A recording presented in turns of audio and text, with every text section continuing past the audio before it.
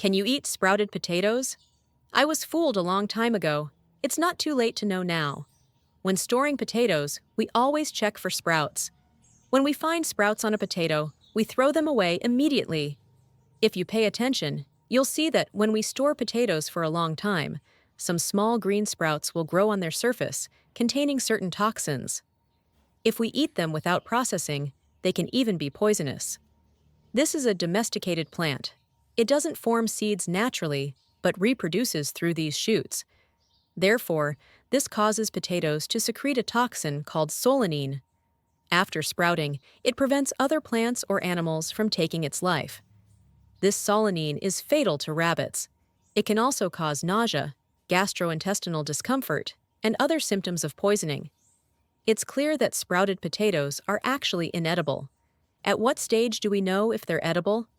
Since solanine itself is colorless and odorless, we can't judge it by feel alone, but rather by observing the potato's condition. The larger the sprouted potato, the more solanine it contains. Freshly dug potatoes are usually gray, so we can judge based on this. If you see a potato with a cloudy surface but with a cloudy color at the top and a few small sprouts, then the potato is perfectly edible. But if you see that its surface is not only muddy but also green, don't eat it at this time. In fact, there is a very special gene in people of Asian descent. That is the solanine resistance gene group. It's an enzyme produced in the body that can partially neutralize solanine. Therefore, this group can eat a small amount of sprouted green potatoes. However, this doesn't mean that such people can eat them indiscriminately. People without this gene will experience symptoms of poisoning if they only eat a small amount. Even if you can eat sprouted green potatoes, don't try them indiscriminately, as it can easily lead to irreversible consequences. There's also a very dangerous misconception about eating cooked potatoes, because they believe that high temperatures can break down and eliminate solanine. In reality, this is a very unreliable method, as solanine is a substance that can withstand high temperatures and cannot be destroyed by cooking, so if you're not sure, don't try it. Thus, freshly bought potatoes are still fresh, not green, and have a few buds. Sprouts are undeveloped sprouts. After peeling and removing the sprouts, potatoes are edible, but if they turn green after being stored for a long time, they should not be eaten. Even if potatoes have large sprouts or a green surface, don't throw them away. That's a waste. In fact, we can use them properly. Do you often see grease stains on your kitchen counter? Wiping with a cloth won't clean them. Try using sprouted potatoes. It's simple. Just cut them and rub them on the kitchen counter surface.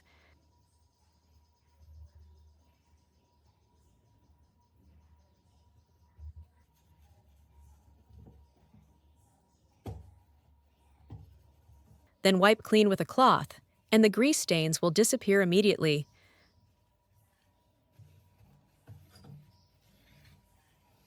Doesn't your kitchen look sparkling clean? So, don't throw away those sprouted potatoes just yet. Our sinks often have grease stains, which is very unpleasant. Cut sprouted potatoes and put them in the sink to scrub. Because potatoes contain a lot of starch, they have a very strong grease-absorbing power. Use them to scrub a greasy sink. They can quickly absorb grease stains and then rinse with clean water. The sink will immediately become clean and shiny. During daily use, electric kettles easily accumulate dust, stains, or stubborn dirt on their exterior.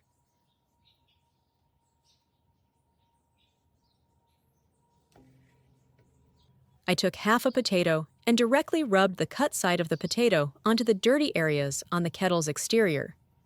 When rubbing, you should rub evenly so that the potato juice makes good contact with the surface to be cleaned. The natural substances in the potato help soften and dislodge dirt on the kettle's exterior, especially stubborn stains. After rubbing, I used a paper towel or soft cloth to wipe the entire surface of the kettle to remove any remaining dirt and potato juice.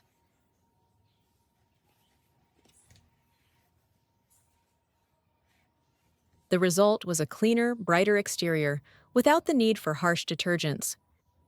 After cleaning the outside of the kettle, I proceeded to treat the limescale inside. Because the kettle had been used for a long time, the limescale was very firmly attached to the bottom and sides. As you can see, I tried using chopsticks to scrape it off, but it was almost impossible to remove it, as the limescale had become hard and stuck. To remedy this, I used potatoes.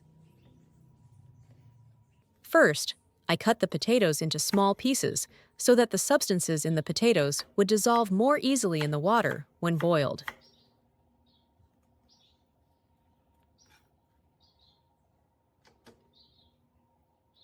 Then, I put all the cut potatoes inside the kettle. Next, I filled the kettle about halfway with water, closed the lid, and turned it on to boil the water.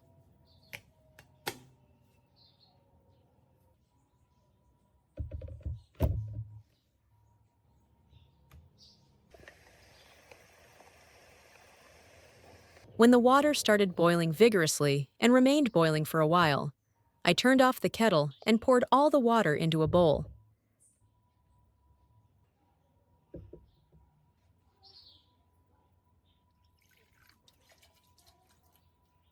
At this point, you will see that the water is cloudier because the limescale has been softened and partially loosened.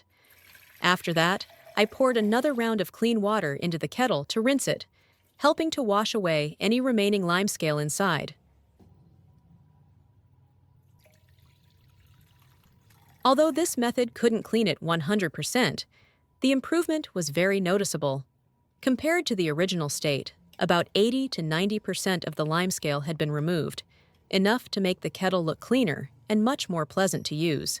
After using sprouted potatoes to clean my electric kettle, I won't throw them away, but will continue to use them for planting. Here, I've prepared a few healthy sprouted potatoes with clearly visible sprouts and no signs of rot. First, I use a hoe to loosen the soil where I'll be planting the potatoes. Loosening the soil helps the potato roots develop easily, retains moisture better, and promotes healthier growth later on. Once the soil is loose enough, I dig small holes, slightly below ground level, and place each sprouted potato in them. Note that the sprout should be facing upwards to encourage germination. Then I cover the potatoes with just enough soil, not too tightly, so that the soil remains aerated.